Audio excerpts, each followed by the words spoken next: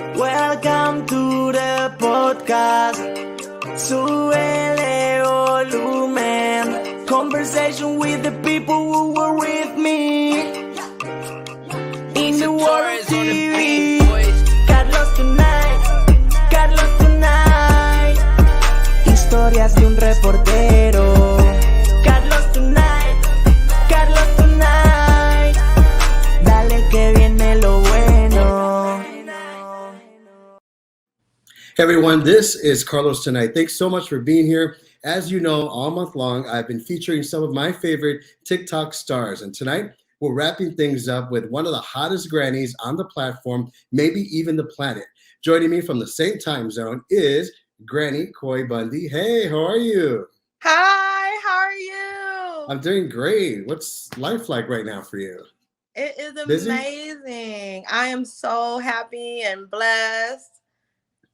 Fantastic. All right. Well, let's get started with your very first introduction to the TikTok platform. Oh, when I first logged on, so my niece, well, my sister's granddaughter, me and her used to sing together, just like me and her mother. And there was a part in a song where it was like, when, and so she was singing like, when, and so I wanted to video record it. So I downloaded an app called Musical.ly, and I recorded me and her singing the song.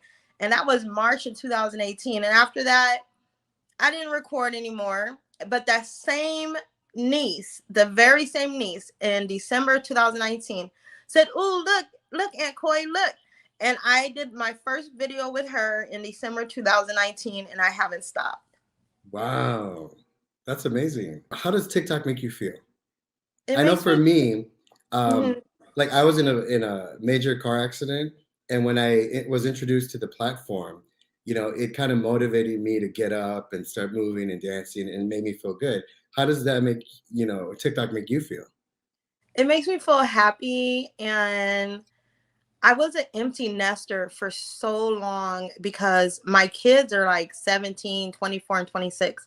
So it made me feel empowered, and it made me have a higher self-esteem because I was able to show my full body to dance without being embarrassed of it. I accepted who I was, and it makes me feel loved because I have followers, and people are going to flip out, but I have followers from 5 years old all the way to 80, and I flip and love them. I love them. And you were talking about going viral earlier. What was the moment like when you first noticed, oh my God, I have a video that everyone's watching? The first one I went viral on was it was a green bean where it was something, and I did a duet. And all these kids and adults were coming on in my page, and they were like, "Oh, whose granny is this? Go ahead, granny. Granny is fire. Granny is lit." And I was just like, "Oh my gosh." And I was responding to all of them because, I'm a grandma. I didn't want to make anybody feel left out. And so they were like, "Oh my gosh, she responds to us." And after that, it just was like, whoa, why do these guys like me? That Yeah. was February of 2020. Wow. Okay. So now you have more than 3.6 million followers on TikTok, and you have more than 413,000 on Instagram. What is it about your videos that people keep coming back to watch? I think it's the joy. When people tell me, they like, how do we become viral? How do we become famous? I tell them, I say, just have fun. You don't have to be a great dancer. You don't have to be a great makeup artist.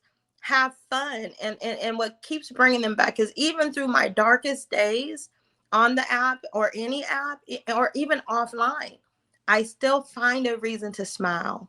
And I think that's why they keep coming back. Do you like write things down? Like, I'm going to produce a video that's going to be this, and that, or not? No. I wish I did. If I go through the FYP or following list, if I see a dance or hear a sound or a transition that I like, I just do it. I just get up and do it. That I've always been like that. I'm horrible at planning anything. Yeah, like I'll do videos that people think that took me a long time, and it really doesn't. Like I think about it, and then I think about it, and then once I get the motivation, I just go ahead, pick up my phone and record, and it takes me like, I don't know, less than a minute. Yes, yes. It's beautiful to be sporadic. Absolutely. So I'm going to show you a video. My first introduction to you was back in 2020. And so you did a dance video to like Michael Jackson, and you said, someone duet me. So I said, oh, okay, cool. So here's the video. Let's see if I can. In the world of TV, Carlos tonight, Carlos tonight. Historias de un reportero. Carlos tonight, Carlos tonight. Dale que viene lo bueno. I remember that. Oh my God. And then you started following me. I'm like, oh my God, cool. Yes, I believe in following everybody, big creators, small creators, because everybody is special. It doesn't matter how many followers they have. And the fact that you took the time out to duet me was just amazing to me. I loved it. Let me tell you, my back was like broken. I was just trying to move, but I'm like, through you and other content creators, I was able to get up and like do duets and do what you guys are doing. So thank you. Oh, I appreciate that. You. So then you mentioned you don't plan anything out. How do you develop your content? I have every niche. I do everything. I do makeup, transitions. Dance is my biggest niche that people like. I do anime, cosplay, anti-bullying videos. Let me see what else is out there. POVs. So my content is just everything that I love. It's everywhere, and that's why people will be like, "Oh my goodness, this video only has 20,000 views, and you have 3.6 million." Well, because only 20,000 people followed me for that. You know what I mean? Right. But there's people from every niche, and so I'm just everywhere. That's how I developed it. Now, a lot of your videos you did, I think it's like a silhouette of the person, and then you're like dancing next to them. And so there's like a whole bunch of people that like, that you see on a constant, and you're like, oh, wow, you did that. That's pretty cool. Yeah, that's the funnest thing ever. I enjoy doing that because I want the kids and the adults to see that these are normal people that, you can have fun with everybody. And I put them in there and I come in. That's my comedy. Yeah, I forgot comedy is one of my niches. Okay. Yeah.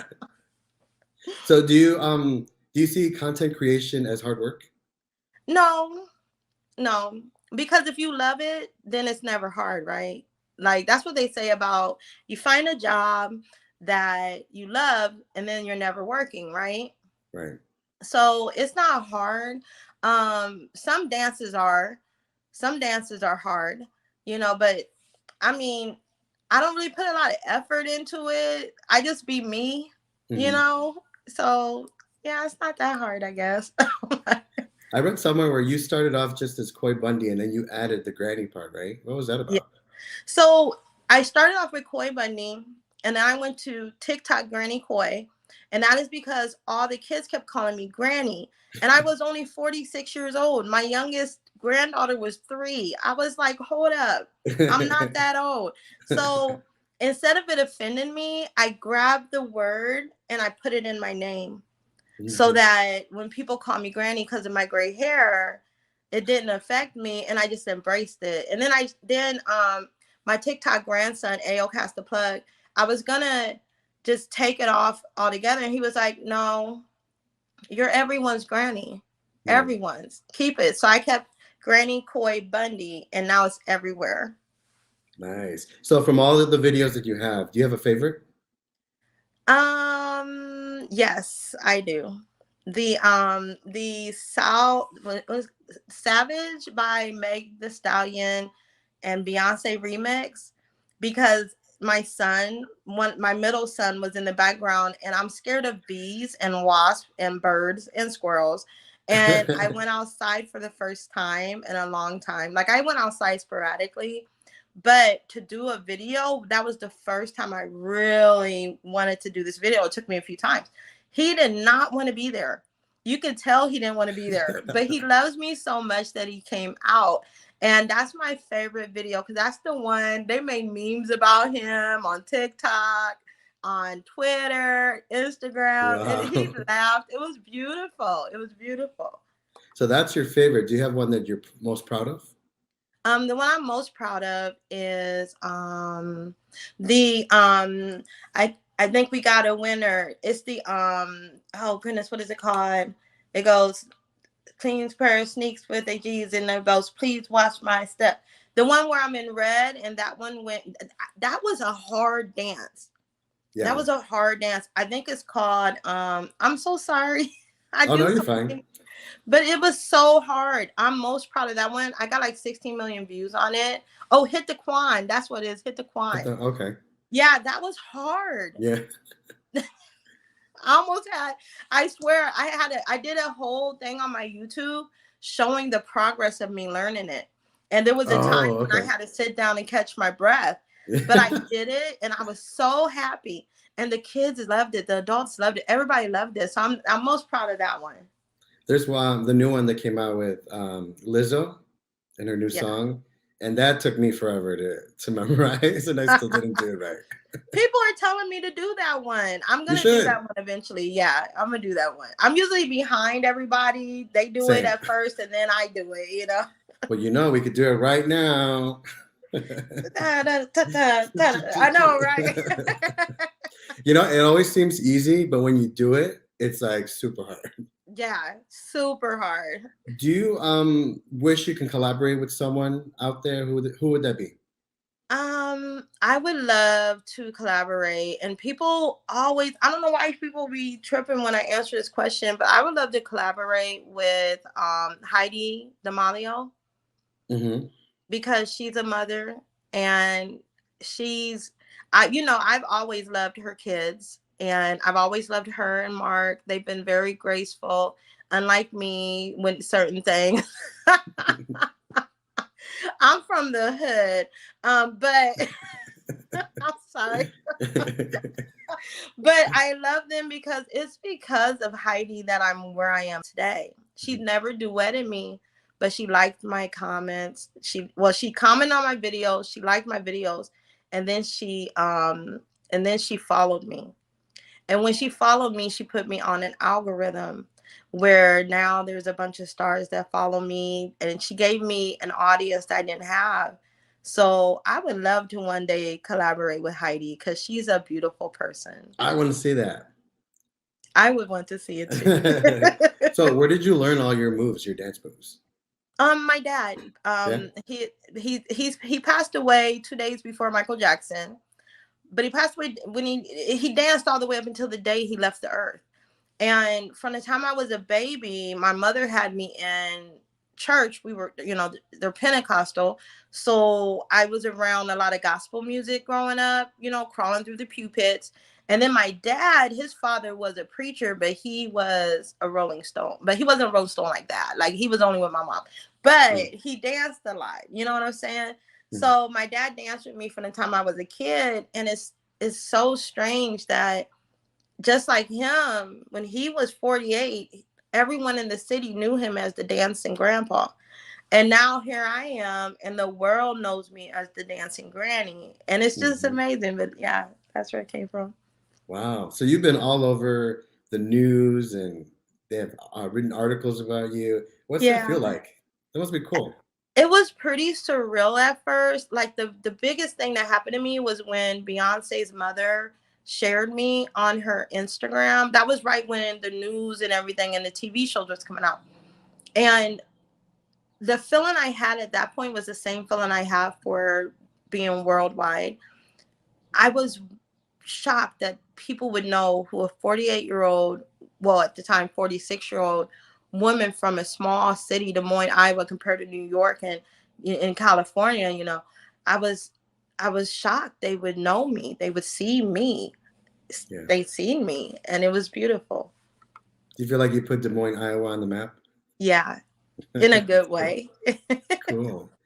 So earlier we talked about how easy the TikToks are. What's your process like? Say, you want to create something. What's the process like?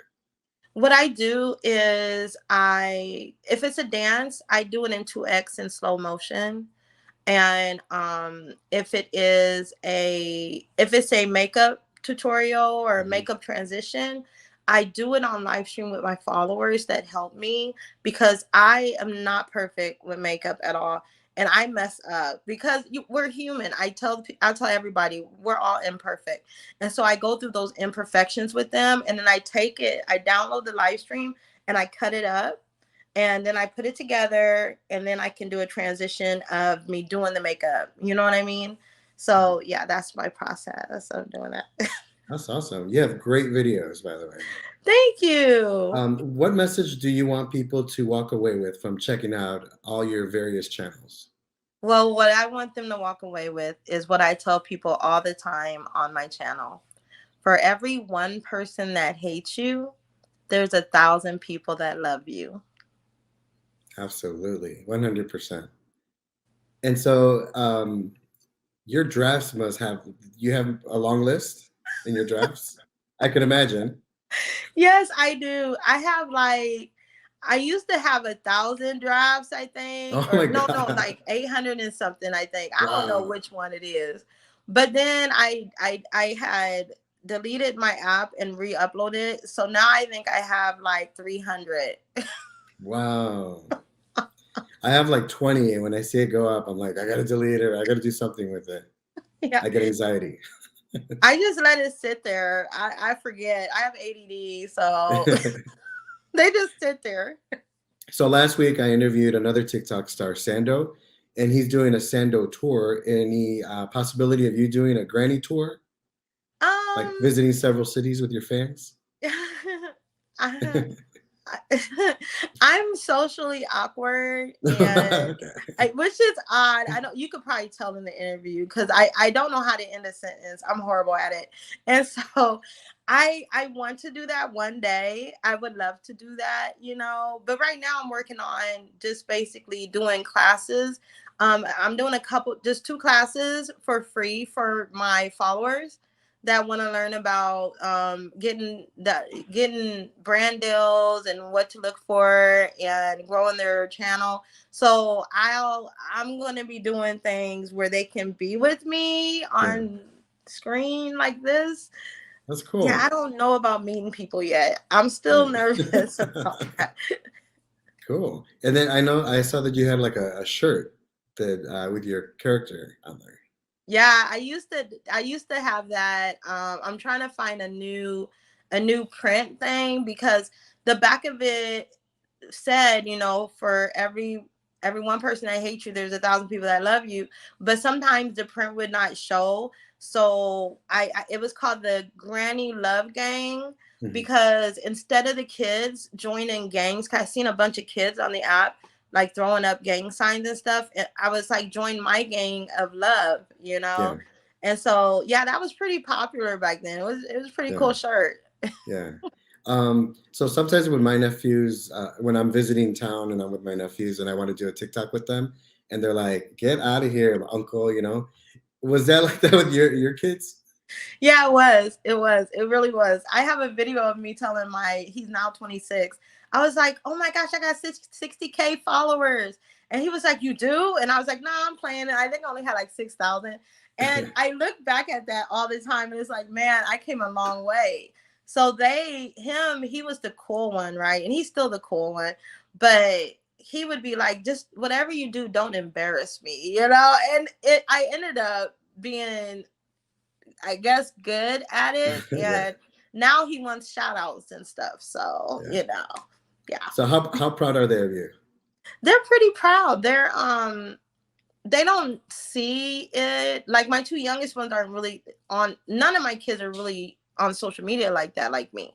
Right. Like, they don't care about social media. Like, and that's the way I raised them. Like, we looked at PBS, we looked at Nickelodeon.